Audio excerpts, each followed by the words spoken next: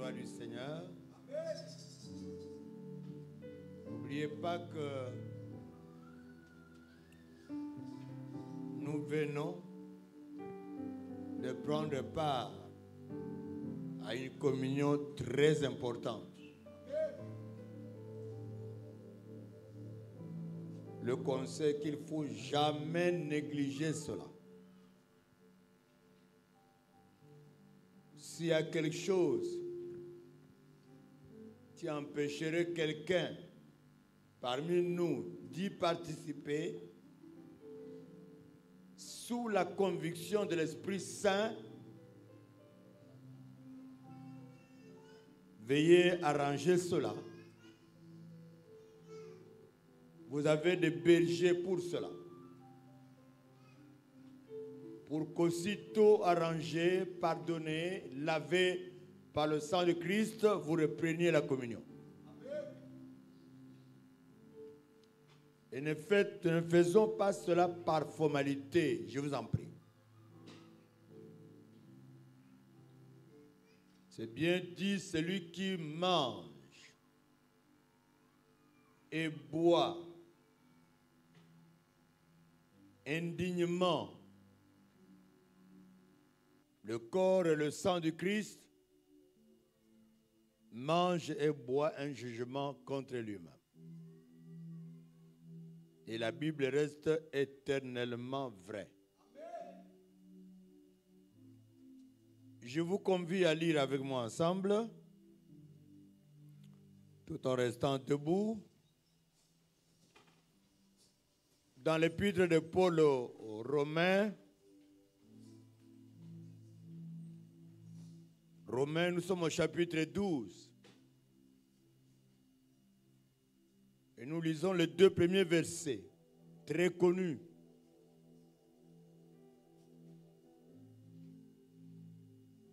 Romains 12, 1 à 2.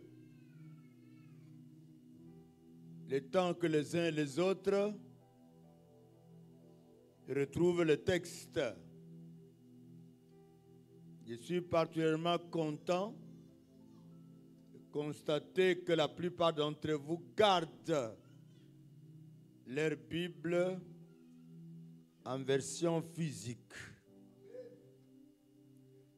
L'antéchrist est déjà apparu dans le monde et utilise l'intelligence artificielle comme beaucoup vous le connaissez. Vous êtes dans un milieu académique et nous devons prendre garde de cela. Romains 12, 1 à 2, nous lisons dans le précieux nom de Christ. Je vous exhorte donc, frères, et j'ajoute sœurs, par les compassions de Dieu, à offrir vos corps comme un sacrifice vivant, saint, agréable à Dieu, ce qui sera pour vous un culte raisonnable. Ne vous conformez pas au siècle présent, mais soyez transformés par le renouvellement de l'intelligence, afin que vous discerniez quelle est la volonté de Dieu, ce qui est bon, agréable et parfait. Le ciel et la terre passeront, dit le Christ, mais mes paroles ne passeront point. Amen. Veuillez vous asseoir.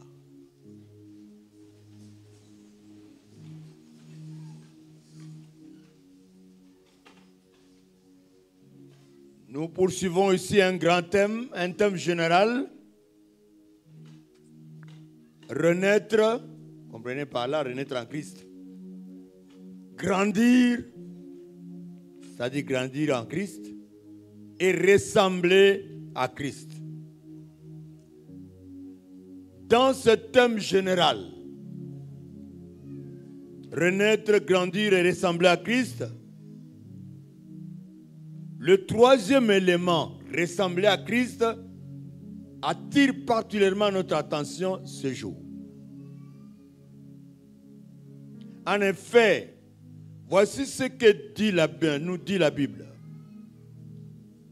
Ne vous conformez pas au siècle présent,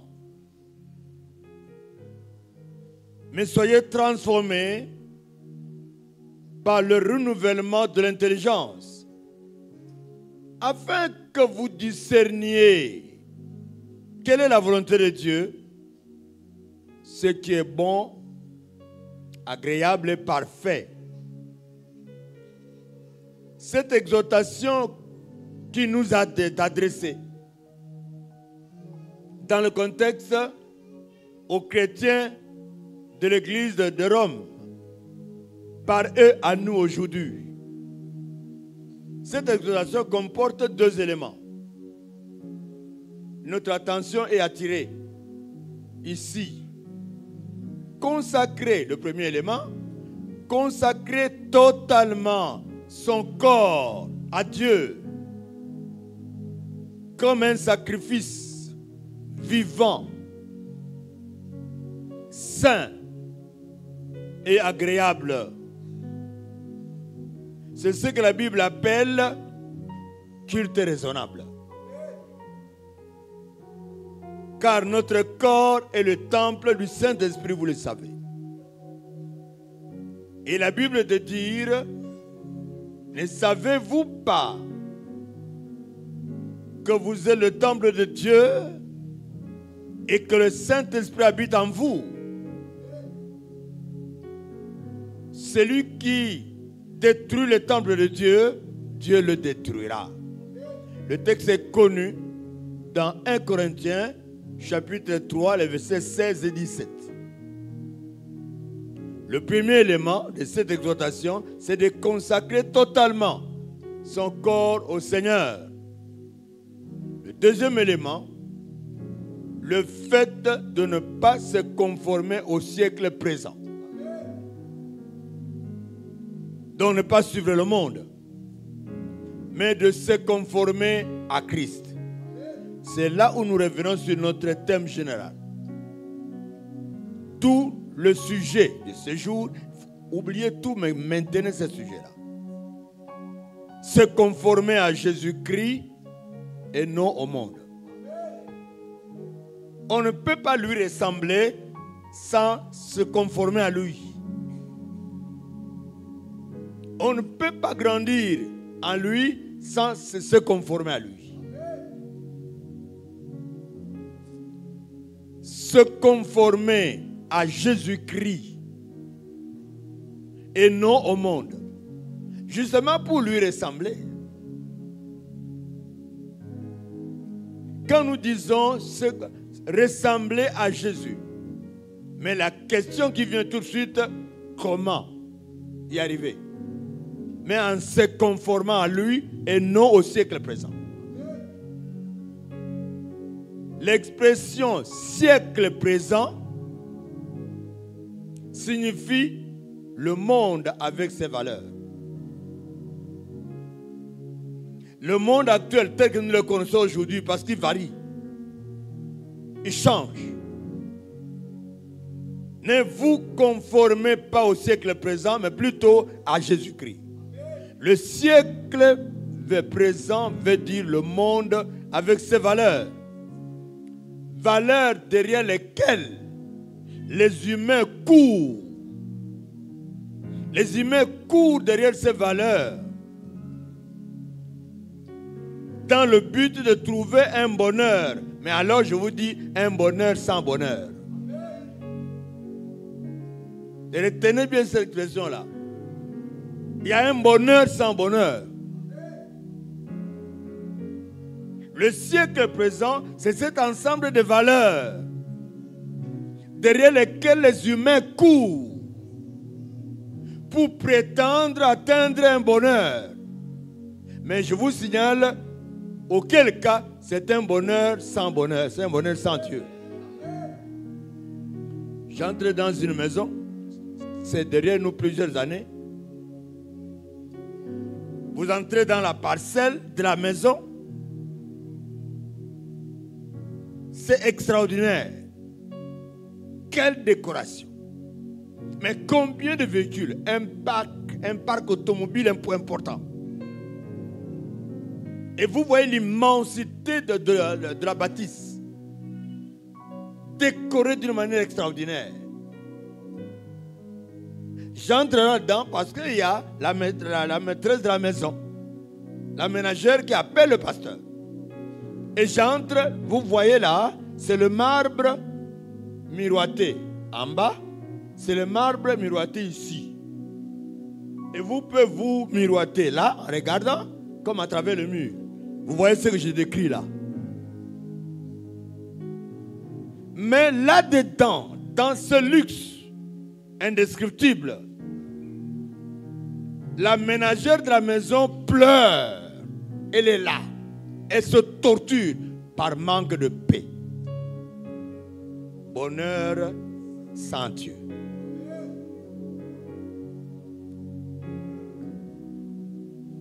Tenez bien ceci. Tout bonheur cherché en dehors de Dieu est un bonheur sans bonheur. Si vous voulez acclamer, vous acclamez le Seigneur, ça n'a rien à voir avec l'orateur, le prédicateur. Je suis la bouche qui transmet les oracles du Seigneur.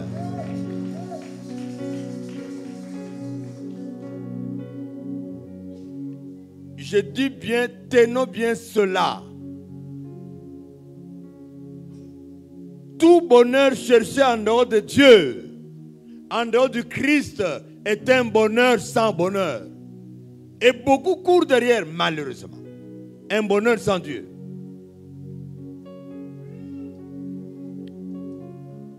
C'est donc ce que Salomon, le sage, appelle vanité et poursuite de vent. Le texte que vous le connaissez bien, Ecclésiaste 2:11. Poursuivre un bonheur sans bonheur. Quand vous écoutez aujourd'hui les détournements des Congolais et Congolaises que nous sommes, les détournements, c'est des millions de dollars. Quand un Congolais, une Congolaise se détourne et se publie à travers le monde, des millions de dollars, on cherche un bonheur. Mais quel bonheur? C'est pour quelle finalité? Vanité de vanité et poursuite de vent. Avec de nouvelles technologies de l'information et de communication, avec l'intelligence artificielle, ajoutez à cela des réseaux sociaux, tout change rapidement. Le monde subit des mutations rapides. Aujourd'hui, et sur le plan moral, il y a destruction des mœurs. Ne vous conformez pas au siècle présent. Aujourd'hui, c'est le siècle de vitesse, le siècle de changement. Avec l'Internet, avec tous ces réseaux sociaux, qui peuvent pénétrer votre secret et le rendre nu. Avec tous ces moyens de communication et d'information. Tout change rapidement. Cela confirme les saintes écritures qui disent, et je cite, dans le dernier jour, il y aura des temps difficiles, car les gens, hommes et femmes, car les gens seront égoïstes, amis de l'argent, ingrats, cruels, ennemis des gens de bien, traîtres, aimant le plaisir plus que Dieu, et ainsi de suite. Le texte, vous le connaissez dans 2 Timothée, chapitre 3, les versets 1 à 5. La Bible nous signale que dans le temps de la fin, et nous y sommes, voici le type de personnes. Égoïstes, amis de l'argent, traîtres, mais aussi aimant le plaisir du monde plus que Dieu. Je disais 2 Timothée 3, 1 à 5. Le monde bien-aimé, frères et sœurs, peuple de Dieu, le monde possède sa propre musique. Attirez notre attention là-dessus. Le monde possède sa propre musique, sa propre religion, les choses que le monde adore. C'est ça sa religion. Les choses que le monde adore. Le monde a ses propres distractions. Le monde a son style de pensée. Le monde a son style de vie. Mais il veut que chacun s'y conforme. Or, la Bible dit, ne vous conformez pas au siècle présent. D'où le sujet, se conformer à Christ et non au monde. Si nous marchons dans l'obéissance au Saint-Esprit, et ceci est important, si moi et vous, qui avons accepté Christ comme Seigneur et Sauveur, non seulement verbalement, mais du fond de nos cœurs, parce qu'on devient chrétien lorsque l'on est réellement converti. Et son nom est inscrit dans le livre de vie. Et l'on vit sur la terre par la direction de l'Esprit Saint qui désormais vit en nous. Si réellement nous marchons dans l'obéissance au Saint-Esprit, il nous rend conformes à Christ. Tout celui qui a effectué réellement remis sa vie à Jésus et qui a subi une transformation intérieure appelée nouvelle naissance, cette personne est habitée par le Saint-Esprit. Et la Bible de dire, celui qui n'a pas l'Esprit de Christ ne lui appartient pas. Romains 8, le verset 9. Par conséquent, si nous marchons continuellement dans l'obéissance au Saint-Esprit, il nous rend conformes à Christ et produit en nous son fruit, dont l'amour, la joie, la paix, la patience, jusqu'à la maîtrise de soi. C'est pourquoi l'apôtre Paul dit, et nous le citons de mémoire, « J'ai été crucifié avec Christ. Et si je vis, ce n'est plus moi qui vis, c'est Christ qui vit en moi. » Ne jamais se conformer au siècle présent, mais se conformer à Christ. Grâce à l'intervention, à la conduite, à la direction du Saint-Esprit en nous. En lui obéissant, il nous rend conformes à Christ. Et nous lui ressemblons.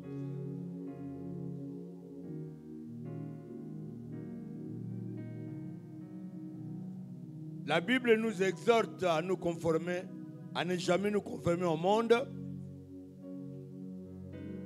En effet, ce n'est pas parce que les autres font ceci et cela que moi le chrétien, moi la chrétienne, je fais cela. Non. Ce n'est pas parce que les autres détournent et moi aussi je vais détourner. Non. Parce que l'esprit qui est en nous ne nous le permettra pas. Quand nous sommes dans le Seigneur, c'est clair que nous plaisons au Seigneur et nous disons non à Dieu, au monde. Ce n'est pas parce que les autres corrompent pour réussir dans leur vie. Ce n'est pas parce que mes voisins corrompent pour réussir dans les études. Ce n'est pas parce que les autres corrompent pour obtenir ceci ou cela que moi je dois le faire. Non. Se conformer à Christ et jamais au monde.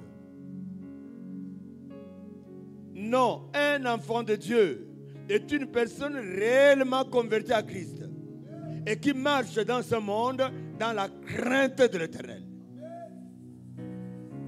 La foi en Christ ne se déclare pas. La foi en Christ ne se dit pas, elle s'observe, elle se constate. elle se voit. C'est dans des situations, vous voyez les deux chemins qui sont devant nous. Il y a un chemin étroit, il y a un chemin large. Et aujourd'hui, marcher conformément au Christ, ça devient compliqué. C'est là le chemin étroit. Mais c'est le prix que nous devons payer pour suivre le Seigneur et pour lui ressembler. C'est le prix. Et notre vie pour être semblable au Christ est fondée sur l'obéissance à l'Esprit de Dieu qui habite en nous. Ce Dieu infini, invisible, immensement infini, grand, fait un miracle, habite en nous, qui sommes finis par son Esprit Saint. Quel amour! Et c'est pourquoi le Christ pouvait dire, il vous est avantageux que je m'en aille. Parce que quand je m'en vais, j'obtiendrai l'Esprit du Père et le Paraclet viendra vers vous. Lui vous conduira dans toute la vérité. À travers les réseaux sociaux, ma soeur, suivez bien ici, mon frère, à travers les réseaux sociaux, n'entrons pas dans le péché des autres. Partagez. Des choses qu'on n'a pas encore vérifiées, dont on n'a pas vérifié la véracité, mais parce que quelqu'un vous dit partagez cela. Et nous partageons. Mais nous entrons dans le péché des autres. Ce sont les distractions du monde. Vérifions d'abord l'information. Si cette information peut édifier un frère, une soeur, celui avec qui vous voulez partager, s'il peut lui apporter l'édification, l'affermissement de sa foi, ok. Mais partager sans vérifier, sans quoi, et on le fait. Mais nous entrons dans le péché des autres. C'est la conformité au monde. Ma prière est que le Saint-Esprit donne un discernement à chacune de nous. Lui qui habite en nous, lui qui nous conduit, lui qui nous interpelle, lui qui nous parle, lui qui nous oriente, qu'il accorde le discernement pour que notre intelligence soit transformée et qu'on ne puisse pas absolument nous conformer au monde. Partagez ça, important, c'est important. Et puis on partage avec les yeux fermés. Bien-aimés, apprenons à écouter l'Esprit de Dieu pour nous conformer au Seigneur. Sachons le bien, un bien mal acquis, un diplôme fraudement, par exemple, qui a été obtenu par fraude, ne profite jamais. Parce qu'on veut faire comme tout le monde. Parce qu'on veut obtenir ceci ou cela comme tout le monde le fait. Mais ce bien mal acquis, ce diplôme fraudé, cette manière d'agir ne vous apportera jamais le vrai bonheur. Et le vrai bonheur, c'est justement la paix, la joie, l'amour que l'Esprit déverse en nous. Et on a la joie de vivre ensemble avec les autres. Et ça, c'est le Christ qui le fait en nous. Mais l'argent gagné avec peine, le diplôme obtenu dans la crainte de Dieu apporte la bénédiction et nous ouvre les portes du ciel. Ne vous conformez pas au siècle présent, mais se conformer à Jésus-Christ dans notre vie de chaque jour. Par ailleurs, jeunes filles, mes filles, s'il vous plaît, faites attention à votre habillement. Faites attention à votre compagnie. Habillez-vous, mes filles, de manière à plaire à nous les parents, mais à rendre gloire au Seigneur. Et la Bible de dire que vous mangiez, que vous buviez, que vous fassiez quelque autre chose, faites tout pour la gloire du Seigneur.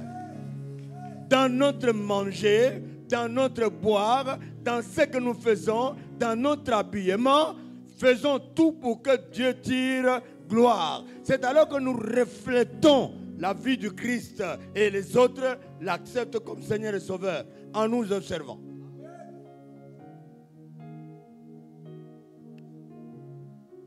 Peuple de Dieu, n'amenons pas le monde dans l'église. S'il vous plaît. Ce n'est pas parce que vous avez assisté à une telle église, il y en a tellement dans nos quartiers. Il y en a tellement dans nos rues. Ce n'est pas parce que vous êtes allé voir dans telle église cette telle pratique, vous voulez l'amener ici. Non. Amenons plutôt le Christ, annonçons plutôt le Christ au monde. Et pas amener le monde dans l'église. Non. Nous avons une identité. Nous avons une identité que nous devons refléter. Mais ne copions pas que pour copier. Non.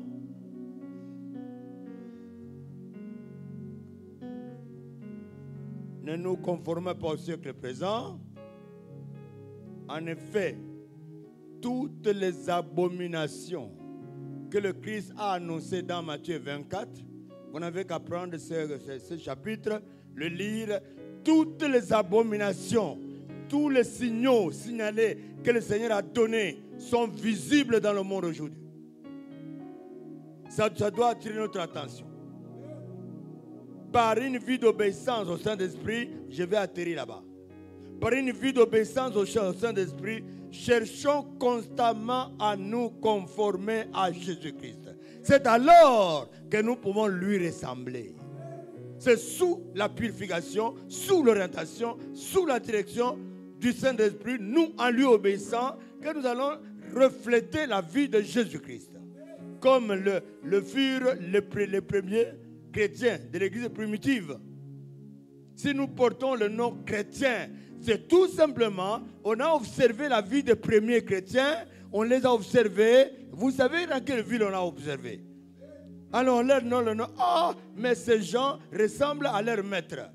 Ce sont des chrétiens. Nous portons ce nom aujourd'hui.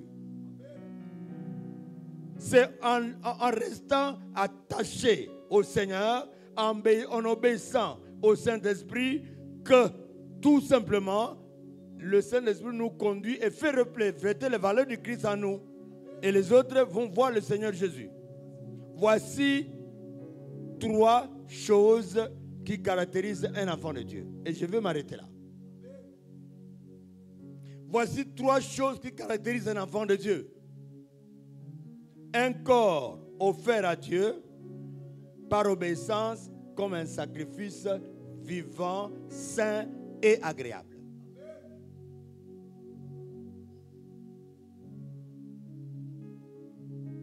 J'ai dit le premier élément, un corps offert à Dieu par obéissance, tout simplement comme un sacrifice vivant, saint et agréable. Deuxième élément, une vie séparée du monde. Une vie séparée du monde et du péché sous toutes ses formes.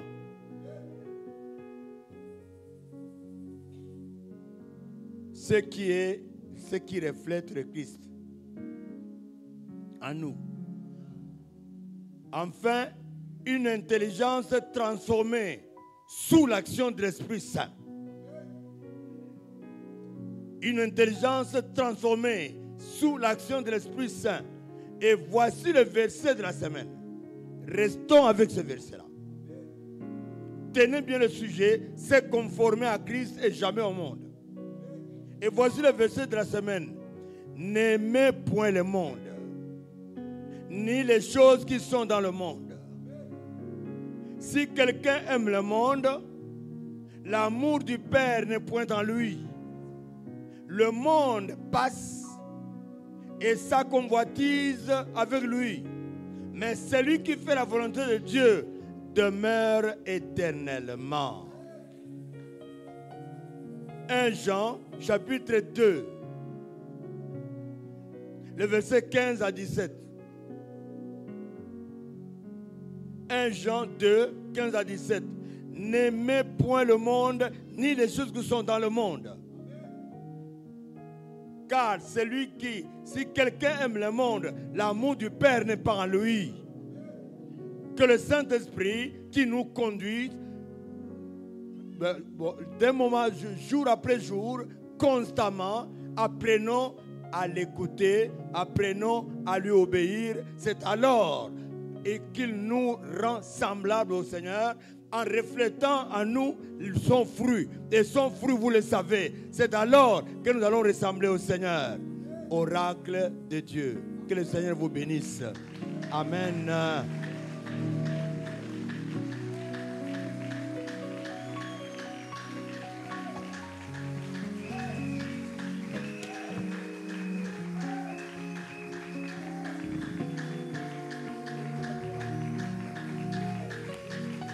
Nous acclamons le Seigneur. Est-ce que quelqu'un peut acclamer bien et plus fort pour le Seigneur?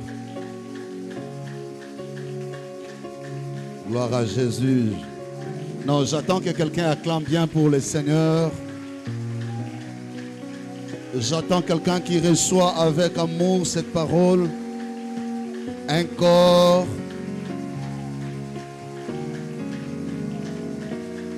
un esprit, une intelligence. Nous allons prier pendant que nous sommes debout. Chacun va répondre à ces messages. Oui, chacun va prier. Se conformer à Christ et non au monde avec ses valeurs et tout ce qui l'entraîne. Demande à Dieu. Je voudrais arriver à cet exercice difficile pour le corps et la chair, mais facile pour l'esprit. Me conformer. Prie au nom de Jésus.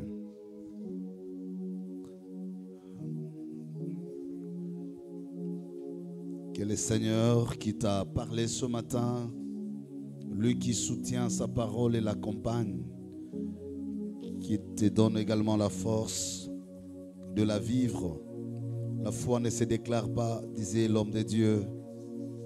Elle se vit, elle se montre, elle se manifeste, elle se justifie dans les moments comme celui que tu traverses aujourd'hui. Seigneur, nous disons merci et nous tournons nos cœurs vers toi. Nous voulons te dire merci. Merci pour cette parole. Nous la recevons avec humilité, avec cœur ouvert. Une fois le Seigneur parle, des fois j'écoute. Dans le nom de Jésus. Pendant que nous sommes debout, j'invite rapidement ceux qui ont prêté leur dîme de s'avancer et nous prenons nos offrandes. Nous allons passer directement au service des offrandes et dîmes. Après, nous allons écouter les annonces et finir avec la présentation des enfants et partir. Gagnons en temps, service des dîmes.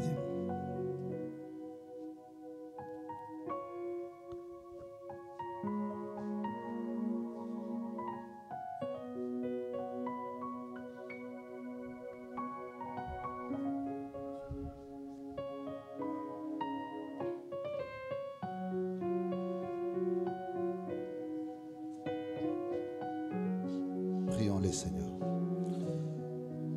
En vertu du pouvoir me conféré, je reçois en ton nom et sur ton autel les dîmes qu'apporte ton peuple, fruit du travail et de la moisson qu'ils ont réalisé grâce à toi.